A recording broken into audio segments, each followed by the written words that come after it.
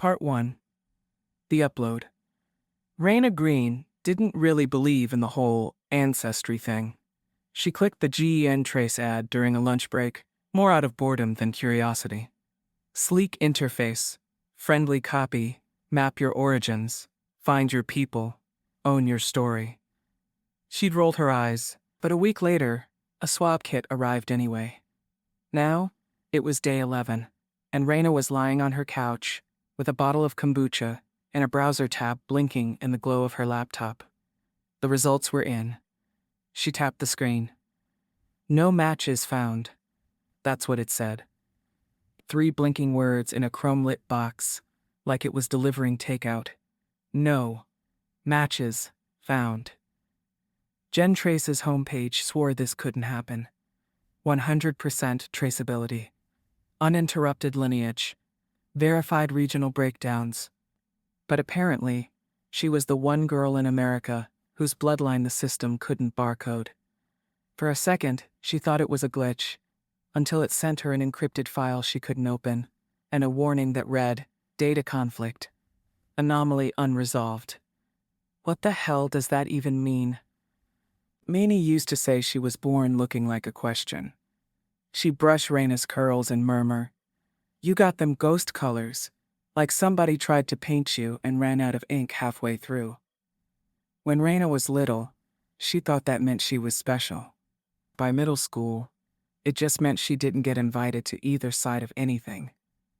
Now here she was, 29, salaried, and still submitting spit to a cloud server, just so a machine could confirm what people already whispered when they looked at her. Not enough. Not dark enough to be protected. Not white enough to be accepted. Not traceable enough to be real. What kind of woman disappears into her own blood? Her phone buzzed. A second notification from GN Trace, encrypted file attached, 0001012_A Lethea. The file name made her stomach turn, not because it was long or glitchy, because the name sounded familiar. She'd never known anyone named Alethea, but something about it pulled at the back of her teeth like a memory she hadn't earned. The living room lights flickered, just once. Her smart speaker clicked on, unprompted. "I'm sorry," the AI assistant said. "I didn't catch that." Raina hadn't said anything. Later that night, Raina sat in her bedroom, wrapped in her favorite fleece hoodie, the one she'd stolen from an ex and never gave back. It was supposed to feel like a shield. Tonight, it felt like paper. The encrypted file sat untouched on her desktop. Every time she tried to open it, the screen pulsed white, then went black. She'd rebooted her laptop 3 times. Same result. "Come on," she muttered. "Don't flake out now." She was a UX designer. Tech was supposed to make sense. That was the whole pitch. Predictability, control, structure. If you gave the machine the right input, it gave you clarity. But this thing, this anomaly, was acting like it had feelings. Like it was waiting for her to say something first. She reached for her phone and typed Alethea into a search engine. Nothing came up but baby name sites and a Wikipedia page for a dead white philosopher. Her AI speaker lit up in the corner of the room. "Did you mean Alethea? Greek origin? Truth?" "Shut off," Raina said. The speaker paused. Then, softly, "Too late." She stared at it, pulse spiking in her throat. "Excuse me?" No response. She walked over and unplugged the device. Only then did she hear it, a low hum. Not from the speaker, not from the laptop, from inside the wall behind her mirror. A slow vibration, like breath moving through sheetrock, like a hymn sung just beneath hearing. She pressed her hand to the drywall. It was warm. Raina didn't sleep. The hum stayed with her, constant, low, like a cello note held too long. Not loud, not painful, just insistent. She moved the mirror, tapped on the wall, laid her ear flat against the drywall, There was nothing. And yet, she opened the GEN Trace app one last time before sunrise. The screen blinked and then filled with new text. Subject: Alethea Green, unresolved line. Error 00102. Cannot categorize audio supplement available. Would you like to listen? Raina didn't press play. Not yet. Instead, she closed her laptop and whispered the name into the silence of her bedroom.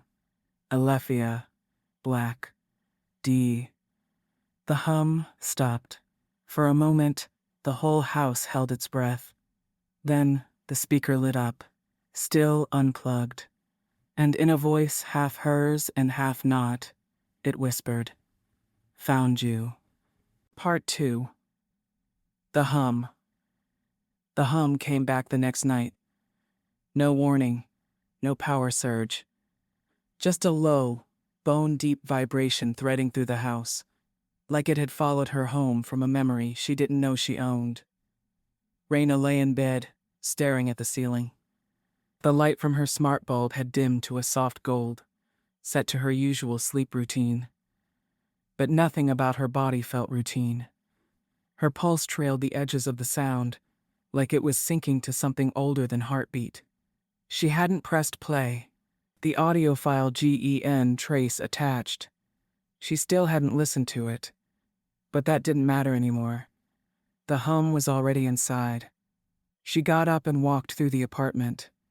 Every surface looked normal. The kitchen, the couch, the books stacked in corners. But the hum moved with her.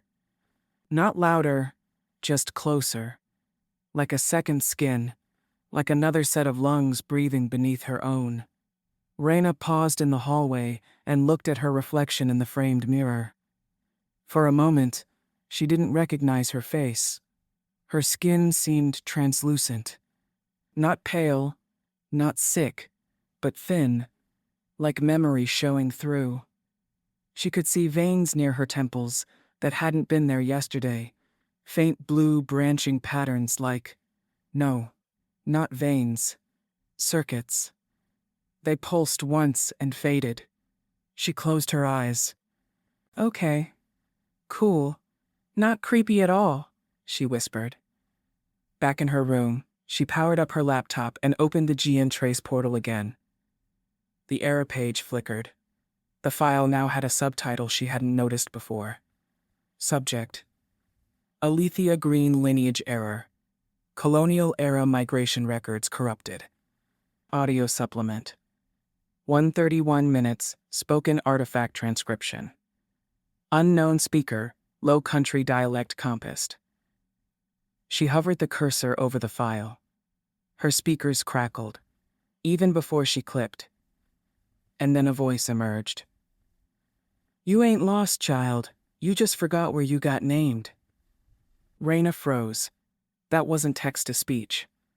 That wasn't artificial. That was a woman. Real breath, real rhythm.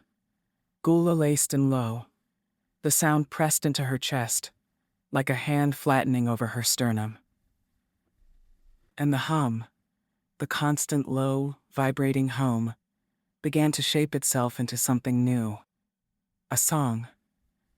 Raina let the voice play. She didn't mean to. Her hand didn't move. Not really. But the file was open now. The audio unfolded in layered phrases, some distorted, others as clear as church bells. Not English exactly, but threaded with it. Gullah, coastal Southern. Wounds in the language where words had been removed or buried. Alethea ain't never leave. Y'all left her. She waitin' on the blood to circle back, like it do. There were gaps of silence, then fragments, names, a date, April 12th, 1842, Cypress Hill, Anna, Martha, Elsie, Alethea. Raina felt dizzy. She didn't know those names, but her body reacted like it did.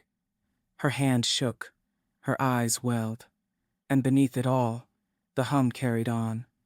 Low and slow, resonant like wood swelling with water. Her smart mirror powered on across the room, on its own. "Good evening, Raina," it said in its usual polite tone. "Would you like to begin your morning routine?" "It's midnight," Raina muttered. The mirror flickered, and then her reflection shifted. For a split second, her face disappeared, replaced by a pale-skinned woman in a dark blue dress, head wrapped, mouth moving, but no sound coming out. And just like that, it blinked back to normal. Raina lunged forward and unplugged the entire unit. Her hands were damp. The skin at her wrist tingled. When she looked down, the faintest line of blue circuits pulsed beneath the surface. She called Mimi. No answer. It was 12:44 a.m. She considered texting, but her hands wouldn't stop shaking. So, she did the only thing she could think of. She pulled out the old wooden box at the back of her closet, the one her grandmother had told her never to throw out, even though she never explained why. Inside was a bundle of dried herbs, a candle with no label, and a folded square of parchment, with a single name written on it in fading ink, Alephia, and beneath it, "Tell it true." Raina placed the candle on her windowsill. She lit it. No scent, no smoke, just a steady red flame that didn't flicker even once. The hum grew louder, but it wasn't frightening anymore. It was familiar, not a haunting, a remembering. Part 3. The Woman in Blue. The candle didn't burn out. It stayed lit through the night, steady and watchful on the windowsill. By morning, the wax hadn't dripped, the wick hadn't blackened. It just held, like it was waiting for her to do something more. Raina didn't know how to name that kind of fire. She didn't touch the candle. She didn't unplug the mirror again. She didn't even eat.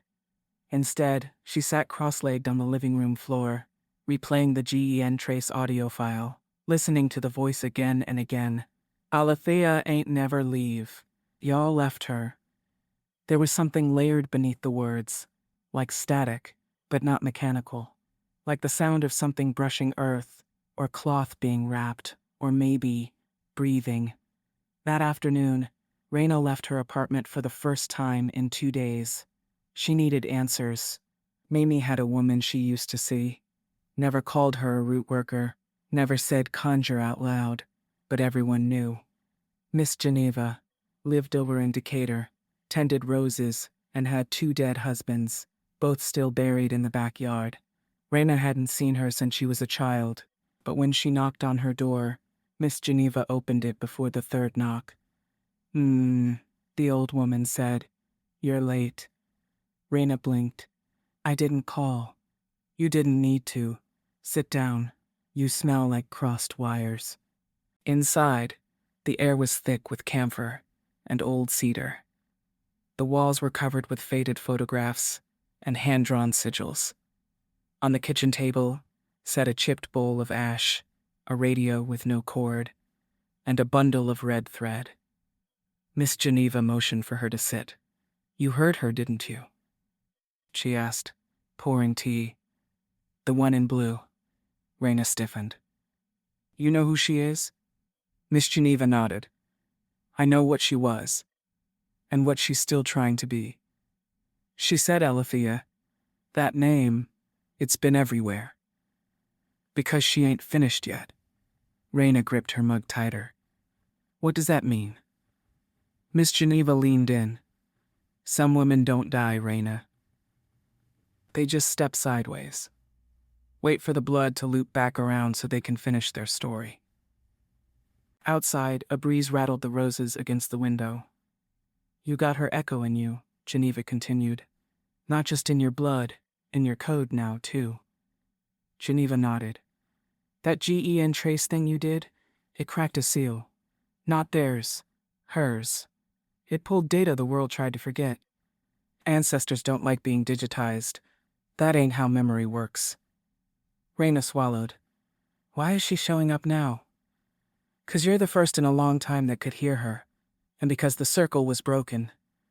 Geneva reached beneath the table and pulled out a folded cloth. Inside was an old photograph, weather-worn, but clear. 4 women, standing in front of a wooden house, all in blue. One of them looked just like Raina. "She's been trying to get back," Geneva said softly. "You're her key." Raina left Miss Geneva's house with the photo wrapped in silk and a burning in her chest that had nothing to do with the Georgia heat. Alethea wasn't haunting her. She was remembering through her. That night, Raina lit the red candle again.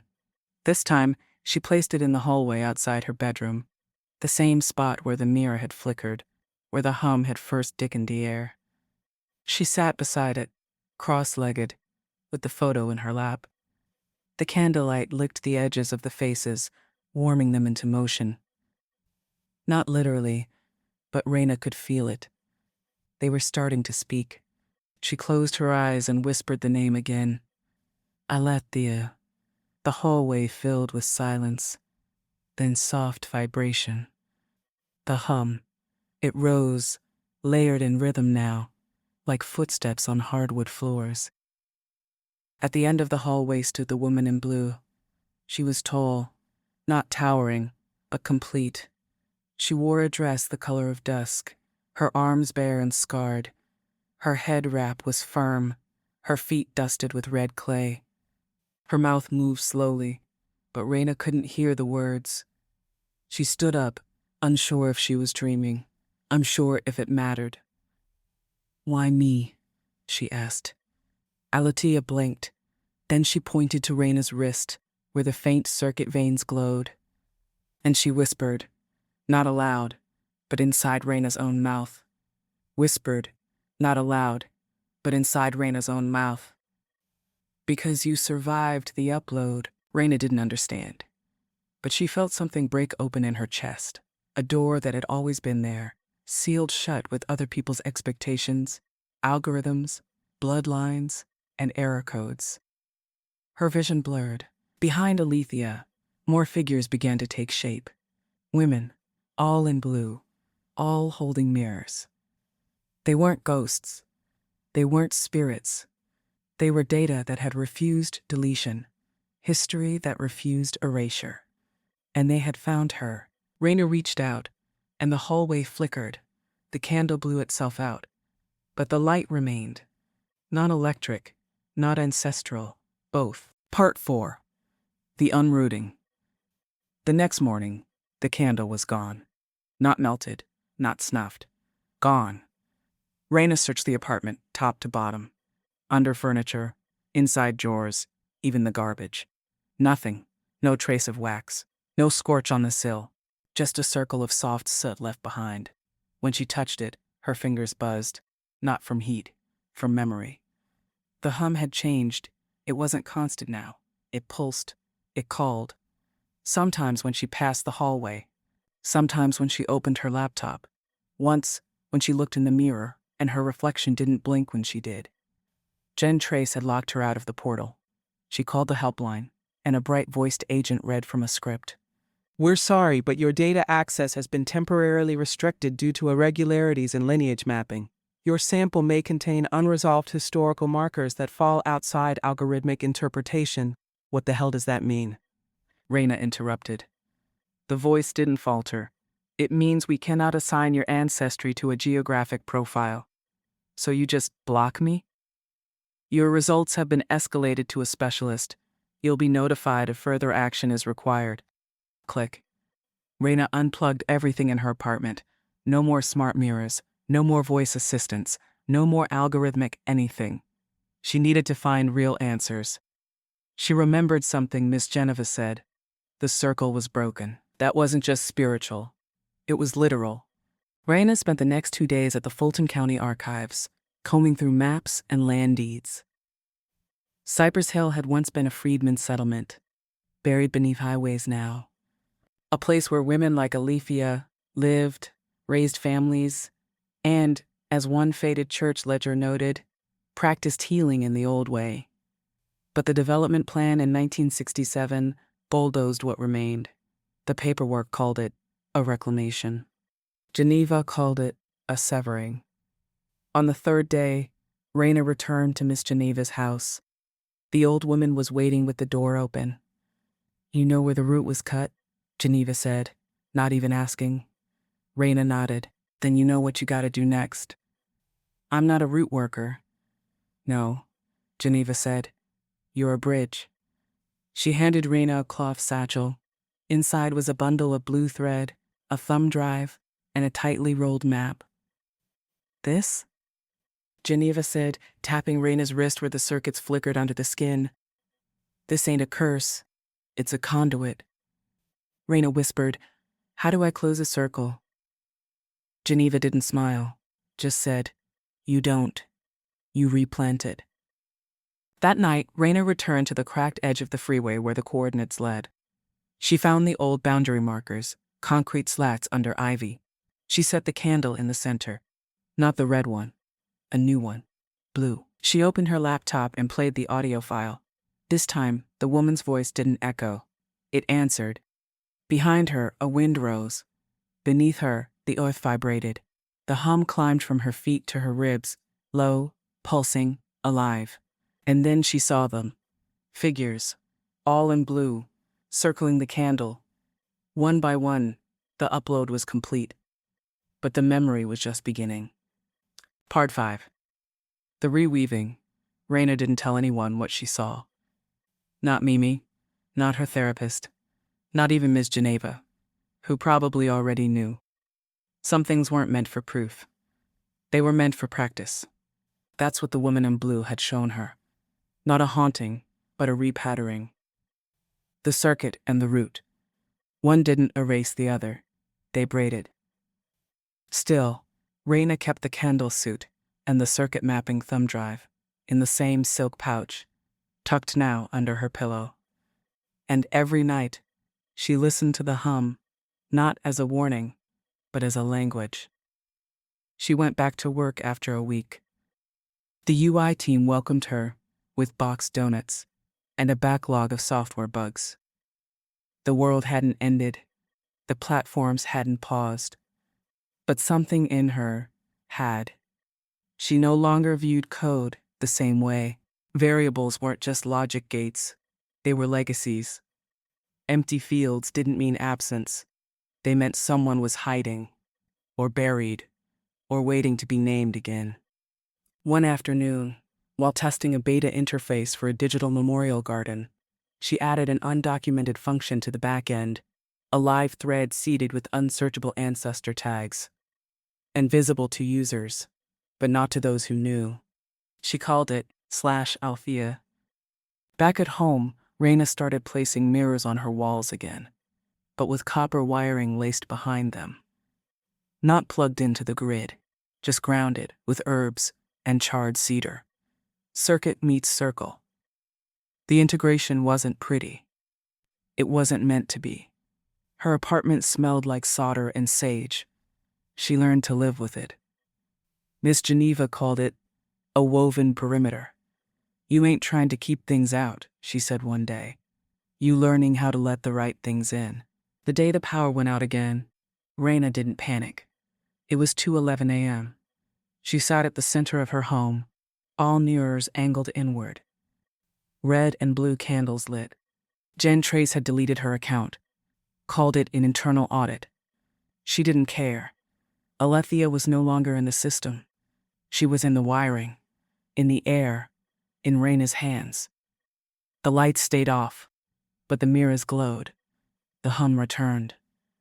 This time, in harmony.